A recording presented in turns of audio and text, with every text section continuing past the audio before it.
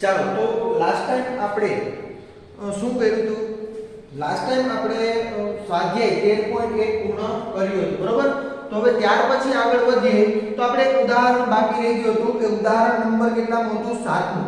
ઉદાહરણ નંબર 7 માં શું કીધું છે? જો રકમ વાંચીએ આપણે એટલે ખ્યાલ આવે કે સિક્કાને ઉછાળવાના પ્રયોગનો વિચાર કરો. જો સિક્કા પર છાપ મળે તો તેને ફરીથી ઉછાળો. એક સિક્કાને ઉછાળવાનો કીધું. જો સિક્કા પર શું આવે? છાપ આવે તો એને આપણે ફરીથી ઉછાળશું. અને પછી શું કીધું? પરંતુ જો કાંટો મળે તો પાસાને ફેંકો. જો કાંટો મળે તો શું કરવાનું છે? તો કે આપણે પાસાને ફેંકવાનું છે. તો ઉદાહરણ નંબર 7 પહેલા તમને જે આપ્યું છે, તમને લાસ્ટ ટાઈમ મેં કીધું હતું કે તમારું આ ઉદાહરણ છે એ કેવું છે? કેવી ઘટના છે? તો કે સમસંભવી નથી, બરોબર? સમસંભવી હોય તો તમને ખ્યાલ છે સમસંભવી નથી એના માટે પણ તમને કીધું હતું સમસંભવી નથી કેવી કોને કેવું, બરોબર? ઘટના છે સમસંભવી નથી એવી ઘટના કોને કેવી. તો ઉદાહરણ નંબર 7 જોઈએ તો એ ઘટના કેવી છે? તો કે સમસંભવી નથી. તો પહેલા મને એક સિક્કો ઉછાળવાનું કીધું. ચાલ તો પહેલા એક સિક્કો ઉછાળી. એક સિક્કાની કેટલી બાજુ? તો કે બે બાજુ, હેડ એન્ડ ટેલ.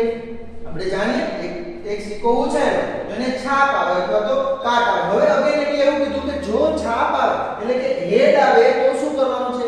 ફરીથી સિક્કાને ઉછાળો. તો અહીંયા મને હેડ આવ્યું તો હું ફરીથી સિક્કાને ઉછાળો તો એચ હોઈ શકે. અગેન એક સિક્કાની બે બાજુ એચ અને એચ ડી આવા પરિણામ મને મળી શકે.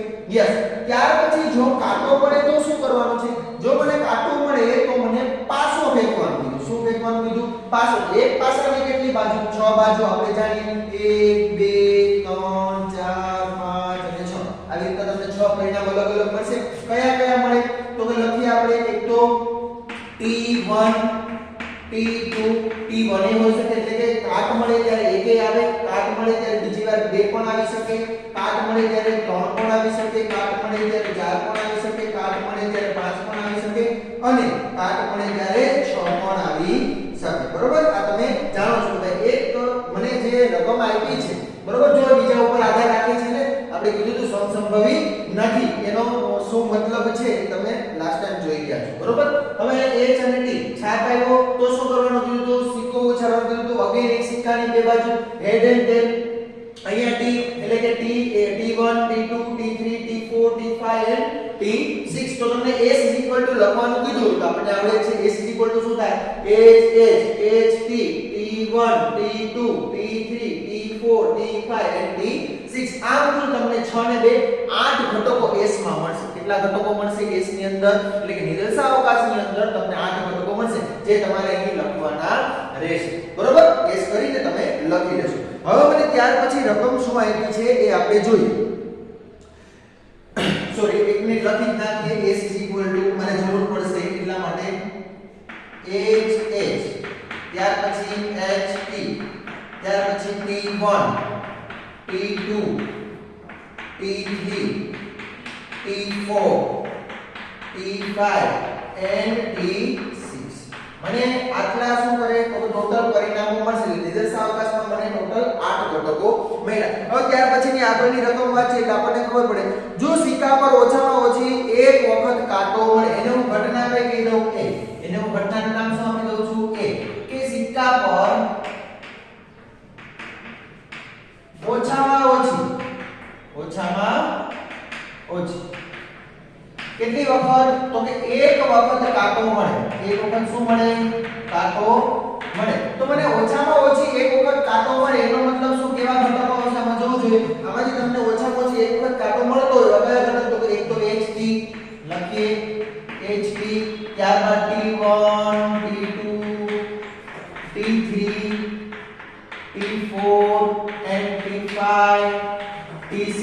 આટલા મને ઘટકો મળી. બરોબર? ટોટલ કેટલા ઘટકો મળ્યા? 1 2 3 4 5 6 and 8. બરોબર? એટલે કુલ કેટલા ઘટકો મળ્યા? તમને 7 ઘટકો મળ્યા. હવે આપણે આની પ્રોબેબિલિટી મેળવવાની થાય ને. અને શું મેળવવું પડે? Probability of A is equal to. હવે મેં તમને કીધું હતું કે જ્યારે આપણી ઘટના છે સમસંભવી નથી ત્યારે આપણે ડાયરેક્ટલી એની પ્રોબેબિલિટી મેળવી શકતા નથી. શું કરવું પડે? તમારે અંદરના પ્રત્યેક ઘટકની પ્રોબેબિલિટી મેળવવી પડે. અંદર જેટલા ઘટકો આવ્યા એ પ્રત્યેક ઘટકની શું મેળવવી પડે? સંભાવના મેળવવી પડે. તો આ HT, હવે HT અહીંયા છે ને એની સંભાવના શું થાય? હું અહીંયા પ્રત્યેક જો. હવે તમને એમ કહે છે સાહેબ આ શું? તમે એક પાસાને બે વખત ઉછાળો છો એટલે તમને પેલું પરિણામ 1 1 મળે છે. જો ખાલી સમજવા માટે કહું છું 1 1 મળે છે. તો હવે તમે 1 1 છે એની પ્રોબેબિલિટી શું? તો તમે આપણે ડાયરેક્ટ એમ કહી દઈએ શું કહી દઈએ 1/36 મળે ને. ટોટલ પરિણામો કેટલા 36 ઉપર કેટલા 1.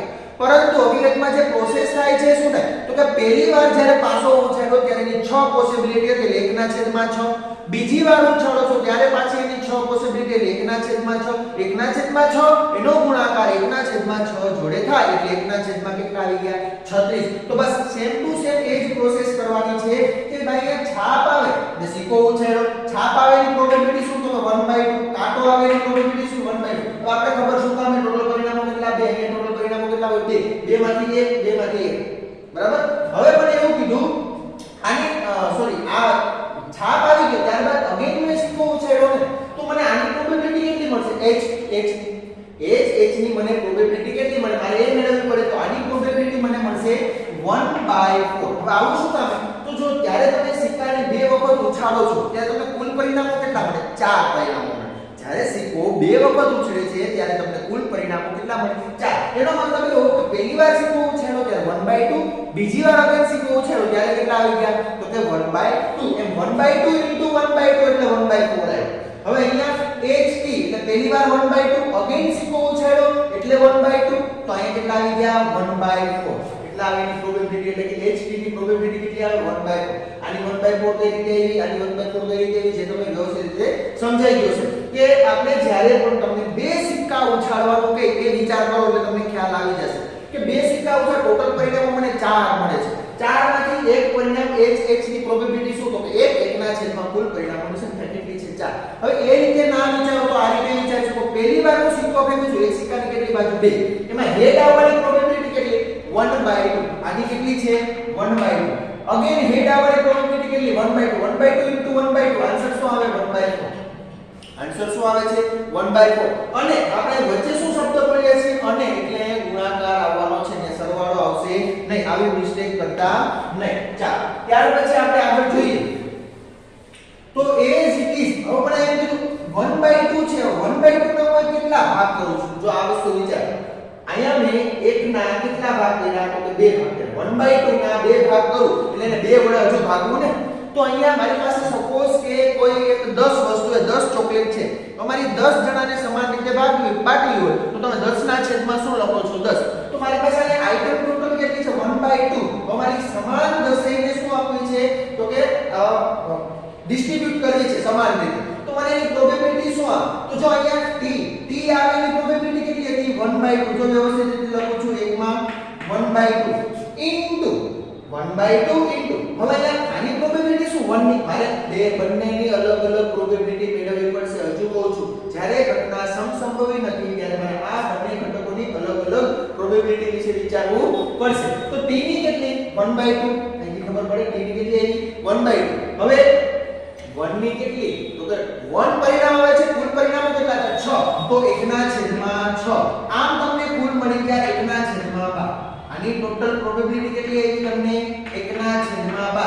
અગેન as it is આની કેટલી આવે તો 10 વાળી 1/2 અહીંયા આ સેમ ટુ સેમ પ્રોસેસ થશે આની 1/2 અને આની તો કે 1/6 એટલે કે ટોટલ 6 પરિણામમાંથી 2 જે આવે એની પ્રોબેબિલિટી શું એની સંભાવના શું તો આપણે શું કહીએ તો કે 1/6 બરોબર એટલે 1/2 આની અને એક સિક્કાની બે બાજુ એમાંથી ટેલ આવે એની પ્રોબેબિલિટી શું તો કે 1/2 કાટ આવે એની પ્રોબેબિલિટી શું 1/2 અને 2 આવે એક પાસાને ફેંકું છું 2 આવે એની સંભાવના શું તો કે કોલ 2 કેટલા હોય એક પાસાને ફેંકું એક જ વખત હોય ને તો 1/6 કેટલા આવશે 6 તો મને 1/6 as it is મળી તો અગેન બધાની પ્રોબેબિલિટી 1/12 બધાનો સેમ પ્રોસેસ જ થશે આની 1/2 આની 1/6 આની 1/2 આની 1/6 એટલે 1/12 અને શું થશે 1/12 આની કેટલી મળી પ્રોબેબિલિટી તમને 1/10. તો હવે મને અહીંયા p of a શું મળે એનો મતલબ p of a probability of ht બરોબર probability of ht plus probability of ta even plus probability of t2 plus upload આવી રીતે જશે પ્રોબેબિલિટી ઓફ t6 ક્યાં સુધી જશે અને બધાની સેપરેટ પ્રોબેબિલિટી લખવી પડે. ચાલો પ્રોબેબિલિટી ઓફ ht આવે એની પ્રોબેબિલિટી શું છે 1/4 લખી નાખો અહીંયા 1/4. હવે પ્લસ ની સાઈન શું કામ કરું છું તમને ખ્યાલ આવવો જોઈએ આવું હોઈ શકે અથવા આવું હોઈ શકે અથવા આવું હોઈ શકે અથવા આવું, અથવા શબ્દ આવે એટલે વચ્ચે સરવાળો કરો છો અને શબ્દ આવે એટલે વચ્ચે શું કરો છો ગુણાકાર. જે આ તમે ક્યાં ભણી ગયા છો ક્રમચય અને સંચય 11th માં તમે આ વસ્તુ જાણો છો. અને સંભાવના છે એ થોડું ઘણું રિલેટેડ છે સંચયની, બરોબર, ગોઠવણી જ આવે છે વન બાય. તો સોરી પસંદગી આવે છે 1/4 plus p of 1/2. p of શું છે 1 sorry p of t1. t1 ની પ્રોબેબિલિટી કેટલી? t1 1/12 પ્લસ 1/12 પ્લસ 1/12 1 2 3 કેટલી વખત આવશે? 6 વખત આવશે. 1 2 3 4 5 અને 6. ચાલો 1/4 પ્લસ આ લસા કેટલા આવે? 12 ઉપર 1 + 1 + 1 કેટલી વખત? 6 વખત. તો 6 ના છેદમાં 12. ચાલો અહીંયા 6 ને 12 તો 1/4 પ્લસ 1/2 આવું મને મળ્યું. તો ઇઝ ઇક્વલ ટુ લસા કેટલા આવશે? અગેન 4 તો 1 પ્લસ અહીંયા કેટલા આવી ગયા? કેટલા વડે ગુણો? 2 વડે. તો 2 તો અહીંયા 2 પ્લસ 1 એટલે કે 3/4. આ તમને શું મળી ગઈ? Probability of A. તમને શું મળી ગયું? Probability of A. હજી તમને A ની જ સંભાવના મળી. હવે આગળ રકમ વાંચીએ એટલે ખ્યાલ આવે કે તમને B છે એ તમારો શું થાય? આવું આપેલું હોય એટલે કે A આપેલું હોય ત્યારે તમને બીજું શું કીધું છે કે પાસા પર મળતી સંખ્યા 4 કરતા વધુ હોય તેની સંભાવના. શું કીધું છે? પાસા પર મળતી સંખ્યા 4 કરતા વધુ હોય. તો અહીંયા હું લખું છું, તમને લોકોને દેખાશે કે ભાઈ પાસા પર, એને હું B કહી દઉં, ઘટનાને શું નામ આપી દઉં? B. પાસા પર મળતી સંખ્યા કેટલા કરતા? તો કે જોઈ લઈએ કેટલા કરતા વધુ હોય? 4 કરતા વધુ. કેટલા કરતા? 4 કરતા વધુ હોય. તો ચાલો 4 કરતા વધુ હોય એનો મતલબ B તમને શું મળશે? કેવો મળશે? પાસા પર 4 કરતા વધુ. અહીંયા કે પાસો છે અહીંયા, યસ, ક્યાં? અહીંયા. તો T5 અને બીજું શું આવશે? T6. તમને આ બે ઘટક મળશે T5 અને T6. તો ચાલો મારે પ્રોબેબિલિટી મેળવવી હોય તો P ઓફ B હું ડાયરેક્ટલી લખું છું, તમને ખ્યાલ જ છે 1/5 ની પ્રોબેબિલિટી શું? 1/12 પ્લસ 1/12 આવું પણ હોઈ શકે અથવા તો આવું પણ હોઈ શકે. એટલે વચ્ચે શું કર્યું મેં? સરવાળો. 1 + 1 એટલે 2/12 1/6. શું આવી ગયું? Probability of B 1/6. હવે મારે કેની જરૂર પડે? મને એવું કીધું છે કે જ્યારે A આપેલો હોય ત્યારે B ની સંભાવના મેળવો. એટલે P of B by A મેળવશો. આપણે શું મેળવશું? P of A. તમારે A ઇન્ટરસેક્શન B જોઈએ. જો A ઇન્ટરસેક્શન B તમને શું મળશે? તો કે આ જ મળશે. બરાબર? P of A intersection B અહીંયા લખ્યું છું કે A intersection B what? Sorry. ચાલો તમે આ વસ્તુ નોટ ડાઉન સાથે સાથે કરશો. નોટ ડાઉન કરી લો એટલે આ ભાગ જવા દો છો.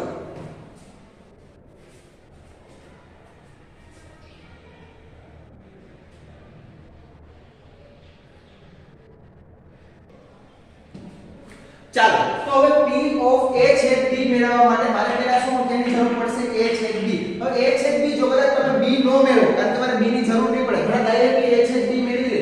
રકમ વાંચો એટલે તમને ખ્યાલ આવે છે કોણ આપેલું છે અને કોના આધારે કેની સંભાવના મેળવવી છે. તો છેદમાં મારે P of A ની તો જરૂર પડે એટલે મારે P of A મેળવવો પડે, પરંતુ P of B નો મેળવું તો પણ ચાલે. તો તમારે A છેદ B માટે શું વિચારવું પડે કે સિક્કા પર ઓછામાં ઓછી એક વખત કાંટો મળે. ઇન્ટરસેક્શન નો મતલબ શું? અને ઇન્ટરસેક્શન નો મતલબ શું? અને જો આ લખું છું, લખવાની કશું જરૂર નથી. જો તમે બે મેળવો તો ડાયરેક્ટલી કયો સેટ મળે છે, કયો ગણ મળે છે એ ડાયરેક્ટલી લખી નાખશું. પરંતુ A છેદ B છે એનો મતલબ છે કે સિક્કા પર ઓછામાં ઓછી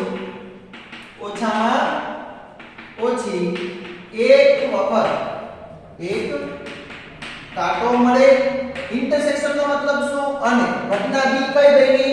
પાસા પર મળતી સંખ્યા 4 કરતા વધુ હોય. પાસા પર મળતી સંખ્યા 4 કરતા વધુ હોય. એટલે કે એને કીધું છે શું? જો મારે A ઇન્ટરસેક્શન B મને ગણ કેવો મળશે? જો મને સિક્કા પર ઓછામાં ઓછી એક વખત તો T આવવું જ જોઈએ. T આવવું જોઈએ. વધારામાં શું? તો કે 4 કરતા મોટું હોવું જોઈએ. શું હોવું જોઈએ?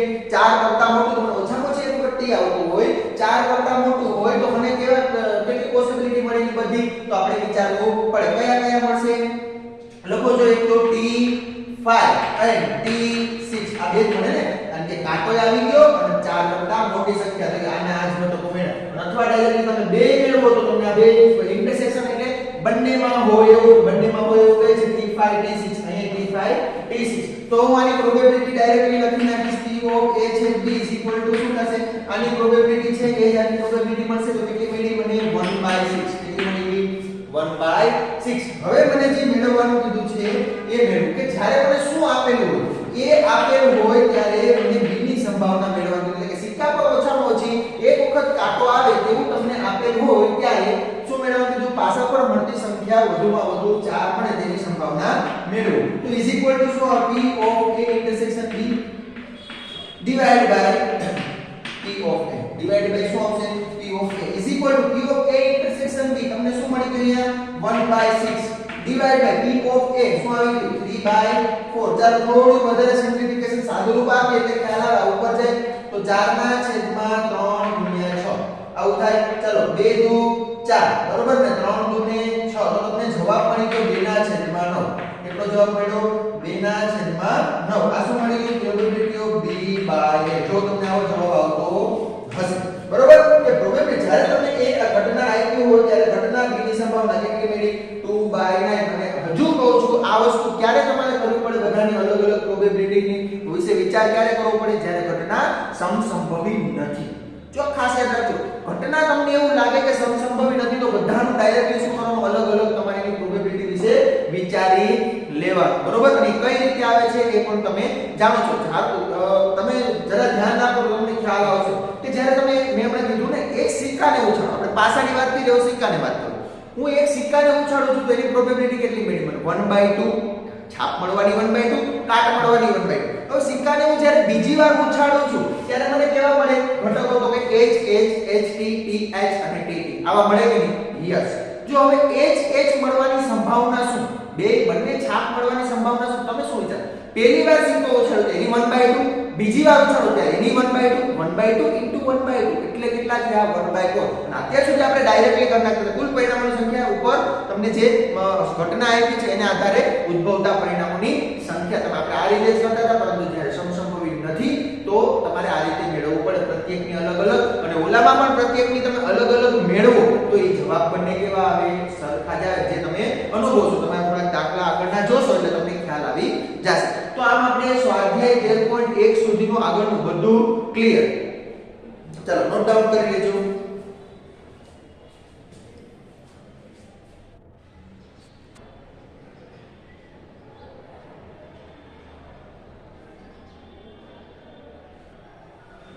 ચલો તો ત્યાર પછીની આપણે આગળની થિયરી જોઈએ તો હવે આવે છે સંભાવના માટેનો ગુણાકારનો પ્રમેય બરોબર અને એના પછી તમને જે ટોપિક આપશે એ આવશે નિરપેક્ષ ઘટનાઓ કઈ છે નિરપેક્ષ ઘટનાઓ તો તમારે આટલું કામ કરવાનું છે તમારે નિવારક અને વિશેષ ઘટનાઓ આવી ધોરણ 11 એ તમે જરા જોઈ લેજો એટલે તમને પછી આગળ મજા આવશે તો ક્યારેક ઘણી વખત તમને નિવારક અને વિશેષ ઘટનાઓ વિશે આપે છે અને તમને મેં જ્યારે આપણે શરૂઆત કરી હતી ત્યારે મેં તમને જણાવ્યું હતું કે નિવારક ઘટનાઓ કોની કઈ અને વિશેષ ઘટનાઓ કોની કઈ પરસ્પર બરોબર હવે આપણે સંભાવના માટેનો ગુણાકાર સૌપ્રથમ જોઈએ બીજું કશું નથી હું કહું છું નિદર્શાવકાશ S ની બે ઘટનાઓ A અને B શું કહું છું નિદર્શાવકાશ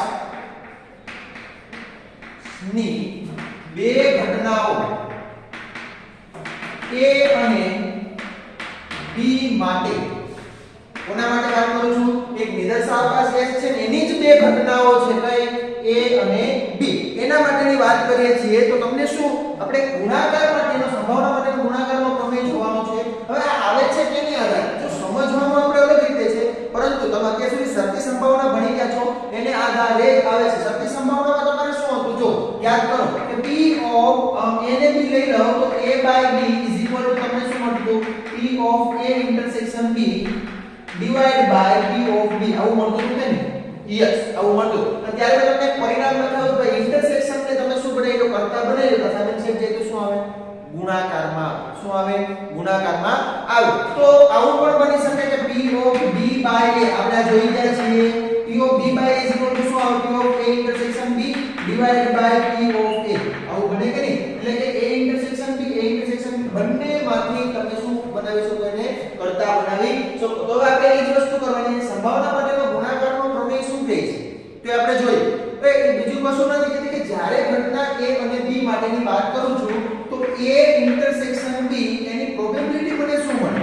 ડાયરેક્ટલી મને ઘટના A અને ઘટના B બંને ઉદ્ભવતી હોય તેની મને સંભાવના મેળવવાનું કે તો મારે કઈ રીતે મેળવવી? તો કે આપણે ખ્યાલ જ છે શું કરશું તો કે P ઓફ A એટલે ઘટના A ની સંભાવના શું કહું છું ઘટના A ની સંભાવના પ્લસ શું કરીએ છીએ પ્લસ નહીં સોરી અને આવ્યો એટલે શું આવે ગુણાકાર P of A into P of શું આવે અહીંયા તો કે આપણે જોઈ લો A ઇન્ટરસેક્શન ની ઘટના A ઉદ્ભવી ગઈ અત્યાર સુધી આપણે સર્કિટ સંભાવનાની વાત કરીએ છીએ તો જ્યારે ઘટના A ઉદ્ભવી ગઈ હોય ત્યારે ઘટના B ની સંભાવના B ઘટના P of B નહીં આવે જો કહું શું કહું છું અહીંયા P of B આવશે નહીં શું કામ નહીં આવે તો જ્યારે ઘટના A ઉદ્ભવી ગઈ ત્યારે ઘટના B ની સંભાવના એટલે આપણને આ રીતે મળે કે P of B by A હવે અગેન તો બીજું પણ આપણે સૂત્ર મળી શકે P of A intersection B આ એવું બને ને ભાઈ પહેલા ઘટના A ઉદ્ભવી ગઈ એની જગ્યાએ પહેલા ઘટના B પણ ઉદ્ભવી શકે યસ ઉદ્ભવી શકે તો આપણે શું કહીએ છીએ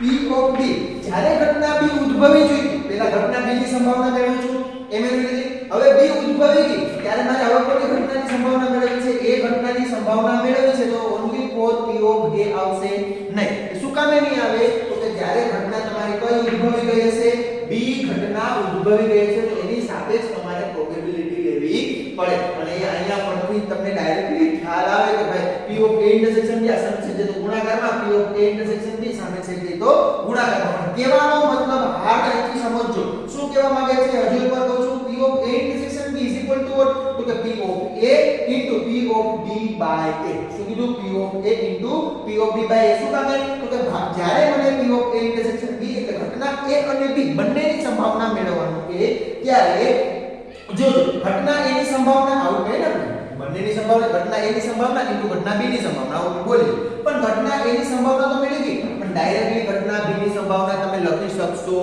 નહીં શું કામ જ્યારે ઘટના A શું છે તો કે ઉદ્ભવી ચૂકી છે તો એની સાપેક્ષ ઘટના B ની સંભાવના લેવી પડે તો અહીંયા શું લઉં છું એની સાપેક્ષ ઘટના B ની સંભાવના અહીંયા A ઇન્ટરસેક્શન B તો આપણને એવું થાય કે પેલા ઘટના A ઉદ્ભવી તો ઘટના B પણ ઉદ્ભવી હોઈ શકે ને ઘટના B પણ પેલા ઉદ્ભવી ગઈ હોય તો ઘટના B ઉદ્ભવી ચૂકી એની સંભાવના ડોટ શું આવશે ઘટના A ની સંભાવના કોની સાપેક્ષ ઘટના B ની સાપેક્ષ આ ખાસ યાદ રાખવાનું છે બંને બરાબર અને કેના છે તો P of B is not equal to 0 P of A બંનેની પ્રોબેબિલિટી ક્યારે તમને 0 આપશે અને 0 આપે તો અવ્યાખ્યાયિત થઈ જાય ને 0 આપે તો શું થઈ જાય અવ્યાખ્યાયિત એટલા માટે જ્યારે તમને સંભાવનાના ગુણાકાર માટેની વાત કરીએ ત્યારે નિર્દેશ અવકાશને અહીંયા બે ઘટનાઓ A અને B માટે A intersection B is equal to P of A into P of B by A અને A intersection B is equal to P of A into P of A by B હવે અહીંયા તમને માત્ર બે ઘટના છે આ તમારે નોટ ડાઉન કરવાનું છે બરોબર હવે તમને કેટલી ઘટનાઓ આપી દીધી 3 સપોઝ કે મને 3 ઘટનાઓ આપી A B અને C નિર્દેશ અવકાશની 3 ઘટનાઓ A B અને C 3 ઘટનાઓ માટે એવું બની શકે ને જો એવું નથી જરૂરી કે માત્ર બે જ ઘટનાઓ ઉદ્ભવે 3 ઘટનાઓ ઉદ્ભવી શકે તો 3 ઘટના આપણે ઉદાહરણ કરશું સ્વાધ્યાયમાં દાખલા છે આના એકદમ ઈઝી ટોપિક છે આ જે એક્સરસાઇઝ છે સાવ એકદમ ઈઝી છે આના પછી જે ટોપિક છે એ નિરપેક્ષ ઘટનાઓ તો એકદમ ઈઝી ટોપિક છે એટલે આ પણ ઈઝી છે તો થોડું ધ્યાન આપજો A B અને C 3 ઘટનાઓ માટે હોય તો અહીંયા તો માત્ર કઈ ઘટનાઓ કીધી તો કે A અને B બે જ ઘટનાઓ હતી 3 ઘટનાઓ ચારે હોય પાંચે હોય આપણને કોઈ પ્રોબ્લેમ નથી પણ એટલી બધી આપતા નથી વધીને કેટલી ઘટનાઓ આપશે તમને 3 તો 3 ઘટનાઓ માટેની વાત કરું તો મને શું મેળવવું છે ઘટના A અને ઘટના B અને ઘટના C એની સંભાવના અને 3 ઉદ્ભવે છે એની સંભાવના શું તો કે P of A શું કરું છું જોજો P of A ની સંભાવના ડોટ P of B ની પણ ક્યારે ઘટના A બની ગઈ ને જો ઘટના A ની તમે બની ગઈ ત્યારે તમે ઘટના B ની સંભાવના મેળવો છો ઇન્ટુ P of હવે કોની ઘટના બાકી કરી કઈ ઘટનાની સંભાવના બાકી રહી C પણ ક્યારે તો કે A અને B બંને ઉદ્ભવી ગઈ એનો મતલબ થાય P of A intersection B જો P of A into P of B by A into P of C by A intersection B તો તમને ચાર ઘટનાઓ આપી કેટલી ઘટનાઓ ચાર A B C અને D તો તમારે શું કરવાનું P of A ની P of B by A P of so આવશે C by A intersection B અને વધારાના ગુણાકારમાં ઉમેરાઈ જશે P of D by A intersection B intersection C કારણ કે ત્રણે ત્રણ ઉદ્ભવી ગઈ તો ત્રણેયનો શું લેવો પડે તમારે છેદમાં તમારે એ ઉદ્ભવી ચૂકી છે એ તમારે બાયમાં નીચે લખો છો. તો અહીં ત્રણ ઘટનાઓ ઉદ્ભવી ગઈ છે A, B અને C. ત્યારે તમારે D ની સંભાવના લેવાની થાય તો probability of D by probability of D by A intersection B intersection C. બરાબર, તમારે ત્રણ લેવું. એ રીતના કોઈ ઈ ઉદ્ભવી હોય તો હવે તમને આવડી જાય ને, ખબર પડી ગઈ. તો કહેવાનો મતલબ એ છે કે જે ઘટનાઓ ઉદ્ભવતી જાય એની સાપેક્ષ ઘટનાઓ લેવી પડે કે જ્યારે તમને ત્રણેયની સંભાવના મેળવવાનું કીધું હોય ત્યારે. આપણે ઉદાહરણ જોશું, સ્વાધ્યાયના દાખલા જોશું એટલે ઓટોમેટિક ખ્યાલ આવી જશે કે કઈ રીતે આપણે આમાં વર્ક કરીએ છીએ. તો થોડું વ્યવસ્થિત રીતે સમજવું. ચલો, તો ખાસ રીતે મારા માટે આ બે ઉપયોગી ટોપિક છે. તમે ત્રણ તો આનો ખાસ અભ્યાસ કરવો. આમાં મારે P of A intersection B હજુ એકવાર કહી દો કે intersection B માં જ્યારે ઘટના પહેલા A કા B બેમાંથી કોઈ પણ એક ઉદ્ભવી ગઈ છે તો મેં એવું માની લીધું ઘટના A પહેલા ઉદ્ભવી તો એની સાપેક્ષ ઘટના B ની સંભાવના મળે. હવે અથવા એવું પણ હોઈ શકે ઘટના A ને ઘટના B તમને પહેલા એનો ઉદ્ભવ થયો તો તમારે એની સાપેક્ષ ઘટના A ની સંભાવના મેળવવી પડશે. તો આમ તમે વ્યવસ્થિત નોટ ડાઉન કરજો અને આપણે જ્યારે નેક્સ્ટ લેક્ચરમાં મળીએ ત્યારે આપણે આગળના જે ઉદાહરણ છે એ જોશું અને ત્યાર પછી નિરપેક્ષ ઘટનાઓ વિશેનો અભ્યાસ કરીશું. આજે આપણે અહીં સુધી રાખીએ.